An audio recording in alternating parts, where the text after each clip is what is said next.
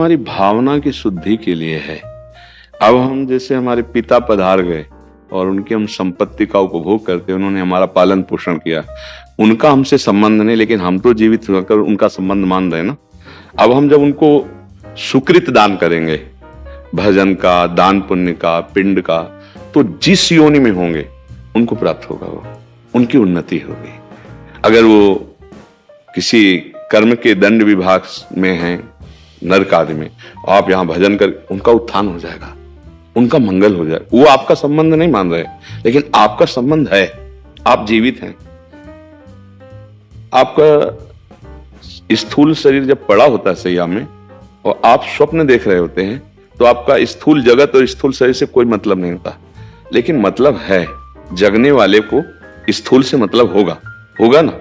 ऐसे ही जब शरीर छूटता है तो इस स्थूल जगत का उसका संबंध विस्मृत हो जाता है, लेकिन आपका जागृत है तो आप उसका कल्याण कर सकते हैं, क्योंकि वो आपका पिता रहा है। उसको पता नहीं है, उस समय उसको ज्ञान नहीं है, लेकिन आपको पता है, तो आप उसका मंगल कर सकते हैं भजन के द्वारा, तीर्थयाटन के द्वारा, पिंडदान के द्वारा।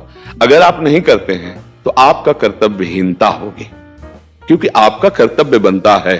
उन्होंने आपके लिए जो भी किया, अब वो चले गए, उनका कर्तव्य खत्म हो गया आपके प्रति, अब आपका कर्तव्य उनके प्रति है, क्योंकि आपका पिता का संबंध था। अब उनका मंगल होना चाहिए। तो हम अगर पिता की संपत्ति नहीं, तो हम संपत्ति कमाएं, उनके लिए दान करें, वो दान उनको समर्पित करें, तो वो जहां भी होंगे उन्नति प्राप्त हो जाएगी, उनको उत्थान हो जाएगा, उनका स्थिति से उत्थान हो जाएगा, मंगल होने। मानो किसी मनुष्य शरीर में गए, अब उनको जो दंड मिलने हैं, उनको जो प्रारब्ध रचना हुई, और आपने भजन बल दे दिया, तो सब रुक जाएगा, उनका जीवन मंगलमय हो जाएगा। इसलिए प्रथा बनाई गई कि उनका अधूरा कार्य आप पूरा कर सकते हैं, उनको भगवत प्राप्ति करा सकते हैं। आप जब भजन करके भगवत प्राप्त होंगे, संकल्प करेंगे, तो बोले 21 पीढ़ियां तर जाती हैं, 14 आगे की और 7 पीढ़ी की, तो वो तो पिता, उनको तो परम पद मिल ही जाएगा। उनको स्मृति नहीं है, आपको स्मृति है। अगर समझा कि स्मृति क्यों नहीं रहती, तो जैसे आप स्वप्न में होते हैं तो आपको जागृत शरीर की स्मृति नहीं रहती कि वस्तुतः मेरे शरीर को सुंदर सैया पर सुलाया गया है, मैं एक स्वप्न देख रहा हूं, ऐसा बोध नहीं होता। स्वप्न सत्य होता है और ये स्थूल शरीर का विस्मरण होता है, समझ रहे ना। ऐसे ही वो जिस लोक में गए हैं, तो आपका विस्मरण हो चुका है, आपका कोई संबंध उनकी स्मृति में नहीं है। वो जहां है, जैसे अभी आप आए हैं, तो आप कहीं से आए हैं ना, पूर्व में कहीं ना कुछ थे, आपको कोई स्मरण नहीं है। लेकिन यदि पूर्व में आपका कोई संबंधी ऐसा है जो भजन तप और आपको, तो आपका ज्ञान विज्ञान प्रकाशित होने लगेगा, अचानक आपकी स्थिति बदलने लगेगी, शरीर की, स्वभाव की और वैभव की, क्योंकि आपका संबंधी कोई संकल्प कर रहा है। इसीलिए जब कोई भगवान का भक्त पैदा होता है, तो जो पितर अन्य लोकों में होते हैं, उनका परम मंगल होना निश्चित हो जाता है। तो वो कुल धन्य माना जाता है, वो धन्य हो गया। सो कुल धन्य उमा सुन जगत पूज्य सुपनीत, क्योंकि सतरत सा लोकांतर्यत। अब उस कुल में पैदा हुआ, वो चाहे नरक में पितर हो चाहे स्वर्ग में हो, दोनों बंधन युक्त हैं। एक सुखास्पद है, एक दुखास्पद है, लेकिन दोनों से पतन होता है, दोनों गिरते हैं। नरक भोग कराते हैं, स्वर्ग भोग कराते हैं, लेकिन भजन बल वो उनको परमार्थ की स्थिति, परम पद प्रदान कर सकता है। अब पुत्र अपने पिता माता की क्या, पीछे की पीढ़ियों को, पितामह आदि को भी परम पद प्रदान कर सकता है। ये बात है, उनको हमारा संबंध खत्म हो चुका है, हमारा कर्तव्य उनके संबंध का निर्वाह करना है। जैसे बहुत लोग हैं, पिता के लिए गया श्राद्ध आदि करते हैं, यज्ञ कराते हैं, भोज कराते हैं, पिता के निमित्त वो उसको सुकृत प्राप्त होता है। जाकर के पिता के निमित्त से भागवत कराते हैं, जप करवाते हैं, कीर्तन करवाते, ये सब उसको प्राप्त होता है। तो वो जीवात्मा जो पिता बन के आया था, उसको पता नहीं है, पर आपके इस दान पुण्य के बल से उसके जो दंड विधान थे वो क्षमा हो जाएंगे और आगे बढ़ जाएगा। इसलिए कहा जाता है कि जहां पुत्र हुआ, परिवार में संतान हुई, चाहे वो बच्ची हो चाहे बच्चा हो, तो को पिता प्रसन्न होता है कि अब हमारी दुर्गति नहीं होगी।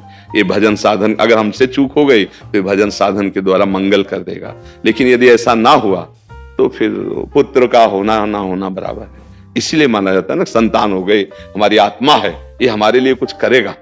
अगर हम चले भी गए तो हमारा कल्याण ये करेगा, क्योंकि हमारा वंशज है, उसके संबंध से उसको प्राप्त हो जाता है। पुत्र स्वयं कर रहा है, तो वो पुत्री पति के साथ कर रहे हैं, तीर्थयाटन जो भी कर रहे, वो उसका अंश है, उससे उसका कल्याण होगा।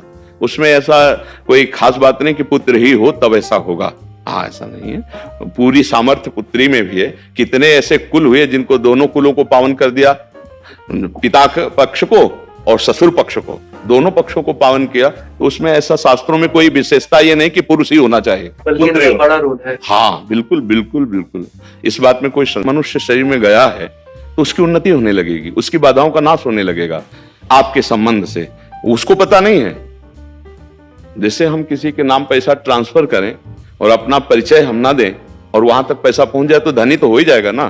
तो उसको पता नहीं, लेकिन आपको तो पता है ना कि मेरा जनक मेरा पिता है। अब जहां भी होगा उसको सुख पहुंचेगा, वो किसी भी योनि में हो। अगर मनुष्य योनि में है तो कहना क्या है, पर पता नहीं किस योनि में हो, पर उसकी उन्नति हो जाएगी, उसका परमार्थ पुष्ट होने लगेगा। उस जैसे कुत्ता है, एक कुत्ता है गलियों में मारा घूमता है, एक है गाड़ी में सुख पूर्वक घूमता है, और एक है भक्तों के पास भी रहता है।